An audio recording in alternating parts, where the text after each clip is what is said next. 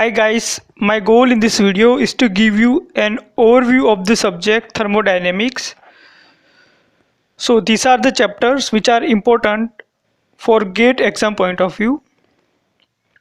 Now the subject thermodynamics deals with machines or systems which interacts heat with its surrounding. So we have many applications like heat engine, or we can say refrigerator system or heat pump, which interacts with its immediate surrounding through heat and work. So to analyze these systems, we apply our concept of thermodynamics.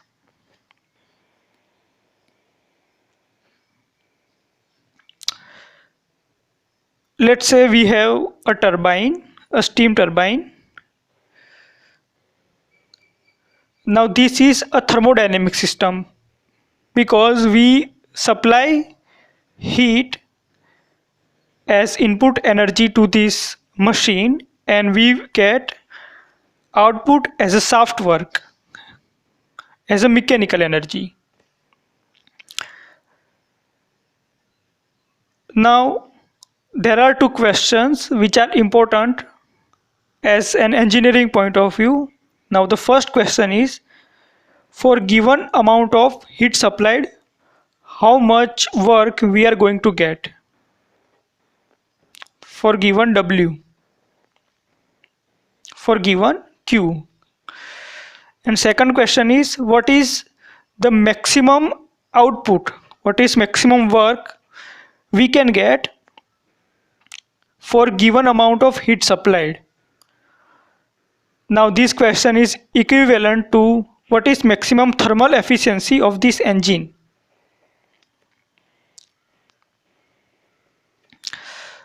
Now to answer first question, we have to study concept of heat and work transfer for thermodynamic system and also first law of thermodynamics. And for finding answer of second question, to find maximum thermal efficiency of this thermodynamic system, we have to apply second law of thermodynamics and concept of entropy and energy to find maximum possible work output. Now this chapter number 7 and 8 are like tools for deep analysis of all these chapters. Now in basics we will study some terms and terminologies and also some definitions which are necessary to pre-study before studying these chapters. However, we will not start our syllabus with chapter number 1 as it gets kind of boring, because in some definitions like temperature and work, heat, I think we all know all these things. So we will get bored if we start with this type of really basic things. So we will directly start with chapter number 2, and as we proceed towards next chapters, we will apply these basics concepts and terminologies while studying all this chapter. So we will automatically cover this chapter number 1 while studying all these chapters, and whatever if remains in chapter number 1 we will cover it at last.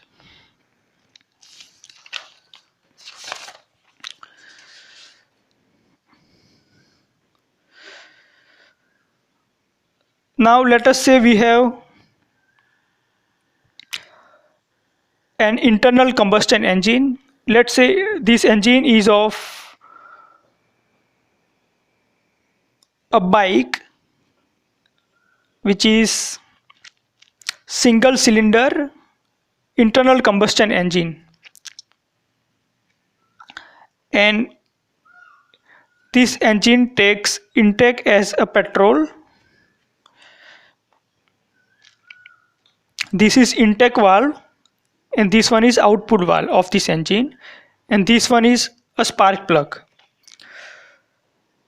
Now this horizontal line represent piston of this engine, and this black line is cylinder of this engine. So as this piston moves up and down, this is topmost position of piston, and this one is bottommost position of the piston. So it is called top dead center, and it is called bottom dead center.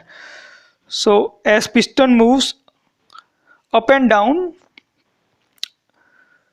this motion get transferred to this crankshaft by 4-bar mechanism. This is 4-bar mechanism.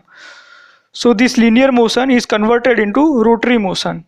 So as the output, we will get rotational work. Now as fuel is parked into this clearance, and suppose piston is at top positions, the spark ignites this air and fuel mixture in this clearance, and because of this, temperature in this clearance rises rapidly, and because of this,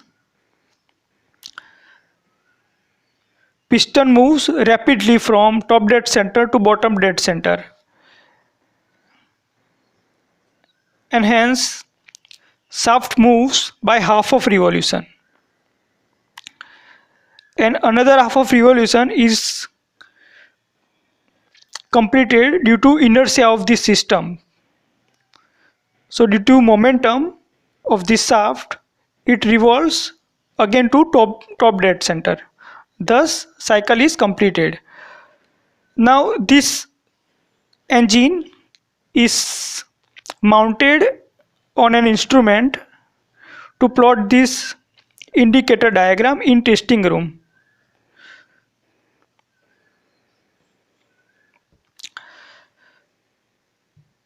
Now this is done to get value of actual work output.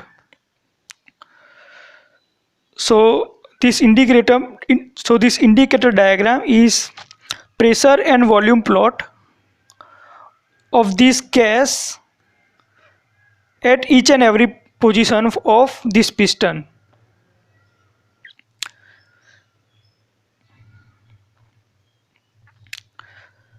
Now if you calculate this area bounded by this indicator curve, you will get work. So this area represents work done by this engine per cycle, means per rotation of this shaft.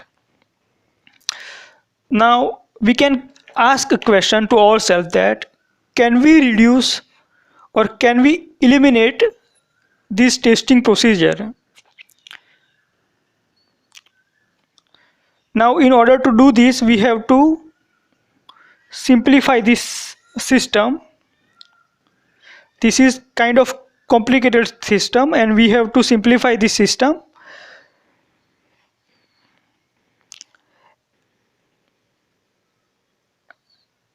And by applying some assumption,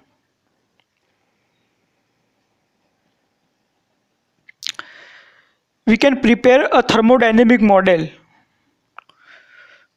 and using thermodynamics we can plot